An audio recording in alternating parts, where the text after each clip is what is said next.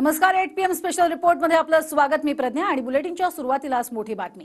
4 दिवसांआधी दिल्लीमध्ये मनसे अध्यक्ष राज ठाकरेंनी अमित शहांची भेट घेतली.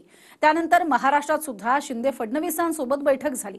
मात्र या बैठकीत राज ठाकरेंसमोर सगळ्यात मोठा पर्याय ठेवण्यात आला अशी चर्चा आहे. आणि ही चर्चा आहे, राज ठाकरेंच्या हाती शिवसेना दिली जाणार का? पाहूयात त्यावरचाच हा रिपोर्ट.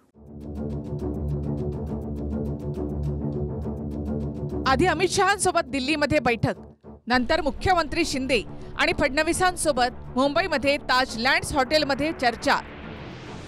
राज ठाकरेंसोबत भाजपचं केंद्रीय नेतृत्व आणि महाराष्ट्रातल्या नेतृत्वासोबत ही चर्चा फक्त मनसेला महायुतीमध्ये घेणं एवढ्यापुरतीच मर्यादित नाही. राज ठाकरेंना सोबत घेण्यामागे मोठी रणनीती असल्याची चर्चा आहे.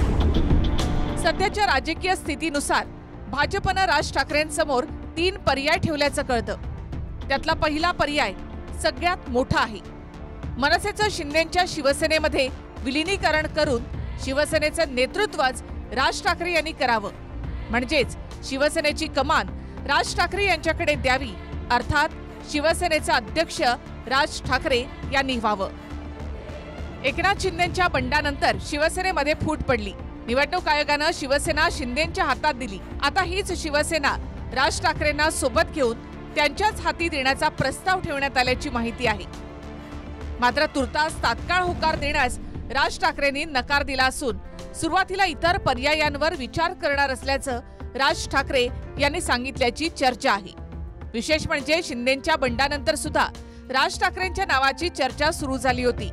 मात्र त्यावेळी तसं काही घडलं नाही. आता पुन्हा एकदा हालचाली सुरू झाल्याचं दिसतं. त्याचा अर्थ महाराष्ट्र नवनिर्माण सेनेचं अस्तित्व संपलं आणि ती त्याच्यामध्ये विलीन होणार असं त्याचा अर्थ आहे. सरळ सरळ वंदनीय हिंदू हृदय सम्राट शिवसेना प्रमुख बाळासाहेब ठाकरे साहेब असतानाच राज ठाकरे पक्षातून बाहेर गेलेले आहेत. त्यावेळी ती जी ओरिजिनल शिवसेना जी आहे ती वंदनीय शिवसेना प्रमुख तेव्हाही होते, तीच शिवसेना आहे. ती शिवसेना आता आदरणीय उद्धवची पुढे चालवते. त्यामुळे हे जे काय करतायत हा बाजार बुडगेपणा आहे. त्याच्यामुळे काही फरक पडणार नाही. वंदनीय शिवसेना प्रमुखांनी त्यांना सांगितलं होतं माझा फोटोचा वापर करायचा नाही, की यापुढे वंदनीय शिवसेना प्रमुखांचा फोटो यांनी वापरता कामा नये. शिवसेना प्रमुख बाळासाहेब ठाकरे हयात असतानाच राज ठाकरेंनी शिवसेना सोडली. माझा वाद विठ्ठलाशी नाहीच तर त्यांच्या आजूबाजूला असलेल्या बडव्यांशी आहे, असं त्यावेळी राज ठाकरे म्हणाले. त्यानंतरच्या भाषणात उद्धव ठाकरेंमुळेच शिवसेना सोडल्याचं त्यांनी वारंवार सांगितलं. सध्या उद्धव ठाकरेंच्या हातून शिवसेना निसटलीये. शिवसेनेचं नेतृत्व मुख्यमंत्री शिंदे करतायत. आता राज ठाकरेंसमोर जो प्रस्ताव ठेवण्यात आलेला आहे त्याचा उद्देश म्हणजे शिवसेना दुसऱ्या ठाकरेंच्या हातात जाईल. आता यावरून काही प्रश्न निर्माण होत आहेत. पहिला प्रश्न आहे, जर मनसे शिवसेनेमध्ये विलीन झाल्यास शिंदे गटाचं काय होणार? दुसरा प्रश्न आहे, राज ठाकरे एवढा मोठा निर्णय घेणार का? कारण बाळासाहेबांना सोडून मनसेची स्थापना केल्यानंतर राज ठाकरेंसाठी त्यांच्या राजकीय आयुष्यामधला सगळ्यात दुसरा मोठा निर्णय असेल. 18 वर्षापासून राज ठाकरे ज्या मनसेचं नेतृत्व करत आहेत ती मनसे पुढे दिसणार नाही. तिसरा प्रश्न आहे, मुख्यमंत्री एकनाथ शिंदेंना हे मान्य होईल का? सध्या शिवसेनेचे मुख्य नेते म्हणून शिवसेनेचं नेतृत्व शिंदे करत आहेत. जर मनसे विलीन करून राज ठाकरेंना शिवसेनेचं अध्यक्षपद देण्याचा प्रस्ताव असेल तर शिंदे राज ठाकरेंचं नेतृत्व मान्य करतील का? चौथा प्रश्न आहे, शिंदेंच्या आमदारांना हे मान्य होईल का? एकनाथ शिंदेंसोबत 40 आमदार आणि 13 खासदार आहेत. या सर्वांना शिवसेना राज ठाकरेंच्या हाती जाणं मान्य असेल का? पाचवा प्रश्न आहे, राज ठाकरेंच्या हाती आणि शिंदेंच्या हाती कोणते अधिकार असतील? जर शिवसेनेची कमान राज ठाकरेंच्या हाती गेलीच तर मग राज ठाकरेंना पक्षामध्ये कोणते अधिकार असतील आणि एकनाथ शिंदेंचा रोल नेमका काय असेल? तसंच त्यांना किती अधिकार असतील? प्रश्न अनेक आहेत, पण सध्या चर्चाच आहे. त्यामुळे खरंच राजकीय धुरळा उठवण्यासाठीच चर्चा आहे की मग त्यामध्ये काही तथ्य आहे हे काळच ठरवेल. राज ठाकरे शिवसेनेतून बाहेर पडले आणि त्यांनी स्वतःचा पक्ष स्थापन केलाय. जो महाराष्ट्र नवनिर्माण पक्ष स्थापन केला तो त्यांच्या स्वतःचा आहे. त्याला कोणाचं बॅगेज नाही किंवा बाळासाहेब ठाकरेंचं बॅगेज नाही, प्रबोधनकारांचं बॅगेज नाही. तो पूर्ण केवळ आणि केवळ त्यांचा पक्ष आहे. आणि हा आपला पक्ष सोडून देऊन पुन्हा एकदा बाळासाहेबांच्या शिवसेनेचं नेतृत्व ते करायला जातील का याबाबत मला शंका आहे. मात्र राजकारणात कुठली शक्यता नाकारता येत नाही. जर सत्ता त्यांना मिळत असेल आणि आता एक्झिस्टिंग त्यांची जी संघटना आहे त्यात जर ती यशस्वीपणे मर्ज होत असेल तर तो सर्वस्वी निर्णय राज ठाकरेवर राहील आणि ते घेतील का, पण याबाबत मला शंका आहे ते असा निर्णय घेतील याबाबत. राज ठाकरे आणि उद्धव ठाकरेंनी एकत्र यावं असं अनेकदा बोललं गेलं. त्यासाठी आपणच 2014च्या विधानसभेत भाजपनं युती तोडल्यानंतर प्रयत्न केल्याचं राज ठाकरे यांनी सांगितलं होतं. आणि गेल्या गुढीपाडव्याच्या मेळाव्यामध्ये त्यांनी उद्धव ठाकरेंचा किस्सा सांगून शिवसेनेमधून बाहेर काढण्याचे कसे प्रयत्न झाले हे सुद्धा सांगितलं.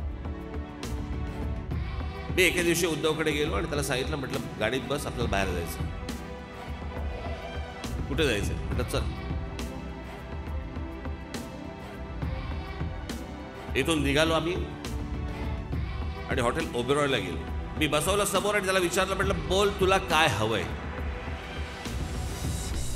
तुला पक्षाचा अध्यक्ष प्रमुख व्हायचंय? हो.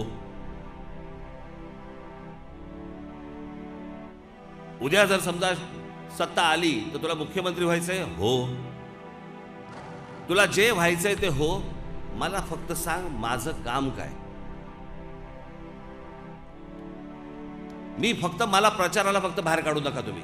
मला बोलला नाही, मला काही नाही, मला काही प्रॉब्लेम नाही. मी म्हटलं ठरलं मग? तो बोलला ठरलं. म्हटलं बघा आता नक्की ना? नक्की. आम्ही घरी आलो. माननीय बाळासाहेब झोपले होते.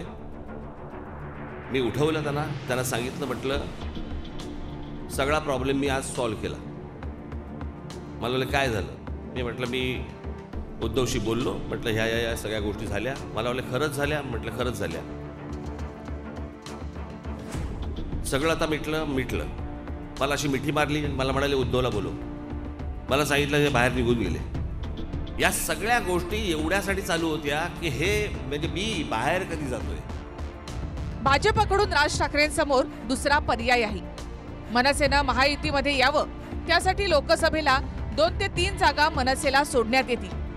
आणि तिसरा पर्याय आहे लोकसभेला जागा न देता विधानसभेला अधिक जागा देऊ, पण आता राज ठाकरेंनी महायुतीचा प्रचार करावा. बघा, असं काही कोणाचा पक्ष कोणाकडे वगैरे जात नसतो. आणि हा काही मी काही शिवसेनेचे प्रवक्ता नाही आणि मी राज ठाकरेंचे प्रवक्ता नाही, त्यामुळे ह्या प्रश्नांचं उत्तर मला विचारू नका. मी एवढंच सांगतो की ठीक आहे, हे खरं आहे की महायुतीमध्ये त्यांच्या येण्याच्या संदर्भातल्या चर्चा आमच्या सुरू आहे. भाजपच्याच भाषेमध्ये सांगायचं झालं तर राजकारण अर्थमॅटिक नाही तर केमिस्ट्री आहे. इथे 1 आणि 1 2 नाही तर 11 होऊ शकतात. आता राज ठाकरे कोणत्या पर्यायामध्ये फिट बसतात याचा उलगडा 2-3 दिवसात होईल. Bureau report, TV9 Marathi.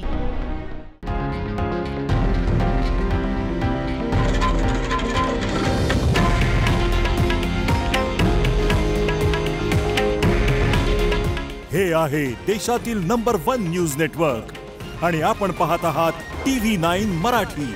काळजी तुमची, हित महाराष्ट्राचं.